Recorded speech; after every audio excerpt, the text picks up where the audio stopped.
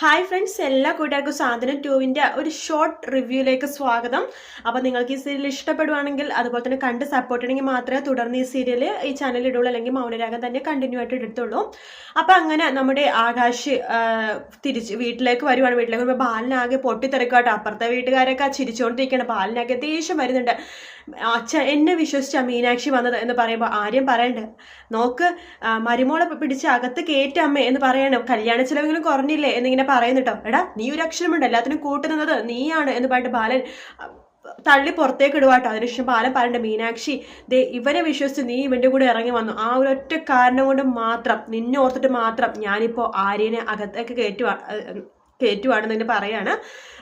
അതിനുശേഷം ആകാശിനകത്ത് കയറ്റുമെന്ന് പറയാണ്. ആരോട് പറയണ്ട, നീ വീട്ടിൽ വേണ്ട, നീ ഇറങ്ങിപ്പോന്ന് പറയുന്നുണ്ട്. ആര്യനെ അവിടെ നിന്ന് പോകുവാട്ടെ വിഷമിച്ചിട്ട്. അമ്മക്കകലെ ആകെ വിഷമമായിട്ട് ഗോമതി അവിടെ തന്നെ തലകറങ്ങി വീഴുവാണ്. അതിനുശേഷം എല്ലാവരും കൂടി തൂക്കിയെടുത്ത് വീട്ടിലേക്ക് കൊണ്ടുവരുന്നത്. അപ്പൊ പറയുന്നുണ്ട് അച്ഛൻ, എടാ നിന്നെയൊക്കെ വളർത്തി വലുതാക്കിയതിന് എൻ്റെ ഭാര്യയ്ക്ക് നിങ്ങളെല്ലാത്തിനും നിങ്ങളുടെ അമ്മക്ക് നല്ലൊരു ശിക്ഷ തന്നെ നിങ്ങൾ വാങ്ങിക്കൊടുത്തല്ലോ.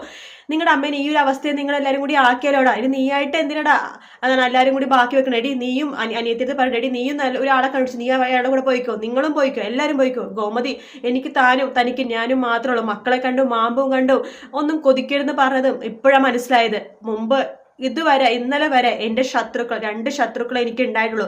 അത് അപ്പുറത്തെ വീട്ടിലെ ആൾക്കാർ അച്യുതനും അവനുമാണ്. പക്ഷെ ഇന്ന് മുതൽ എൻ്റെ രണ്ട് ശത്രുക്കൾ എന്ന് പറയുന്നത് ആര്യനും ആകാശുമാണ്. ആ സ്ഥാനത്ത് ഇവന്മാരായിരിക്കും ഇനി എന്ന് പറയുവാണ്.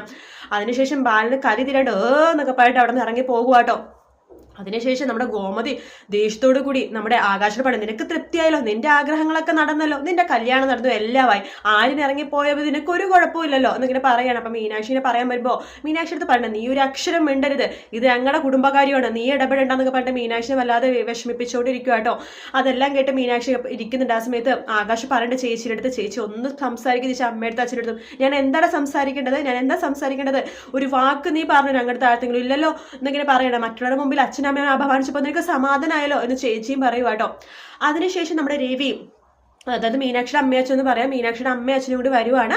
അതിനുശേഷം മീനാക്ഷി വളരെയധികം ബാലനെയും അതുപോലെ ഗോമതിനെ അപമാനിക്കുമ്പോൾ മീനാക്ഷി പറയേണ്ടത്, ഇതെന്റെ ഭർത്താവിന്റെ അച്ഛനും അമ്മയാണ്, മര്യാദയ്ക്ക് സംസാരിക്കണമെന്ന് പറയുമ്പോൾ അമ്മ പറയുന്നുണ്ട്, ഓഹോ ഇവൾക്കിപ്പോ ഭർത്താവിന്റെ വീട്ടുകാരൊക്കെ ആയി, അപ്പൊ ഞങ്ങളൊന്നും ഇതിന്റെ ആരും അല്ല എല്ലേടി എന്ന് പറയുവാണ്.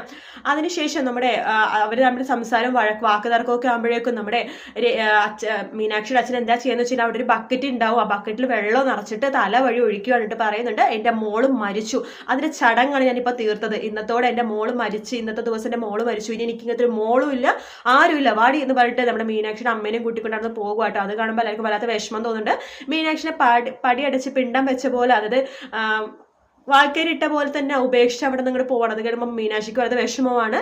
നമ്മുടെ ആകാശ് മീനാക്ഷിനെ ചേർത്ത് പിടിക്കുന്നുണ്ട്, ആനന്ദൊക്കെ സമാധാനിപ്പിക്കാൻ നോക്കുന്നുണ്ട്. പക്ഷെ ഗോമതിക്കും ബാലനും ആകാശിനോടും അതുപോലെ തന്നെ മീനാക്ഷിയെടുത്തും എല്ലായിടത്തും ദേഷ്യം തന്നെയാണ് കേട്ടോ. ഷോർട്ട് റിവ്യൂ മാത്രം ഇട്ടത്, സപ്പോർട്ട് ഉണ്ടെങ്കിൽ മാത്രം ഫുള്ളായിട്ടുള്ള റിവ്യൂ ഇനി ഇടാം. അപ്പോൾ വീഡിയോ ഇഷ്ടപ്പെട്ടെങ്കിൽ ലൈക്ക് ചെയ്യാൻ മറക്കരുത്, സബ്സ്ക്രൈബ് ചെയ്യുക. പ്രൊമോ ഡീറ്റെയിൽസ് ആയിട്ട് രാത്രി കാണാം. Bye bye.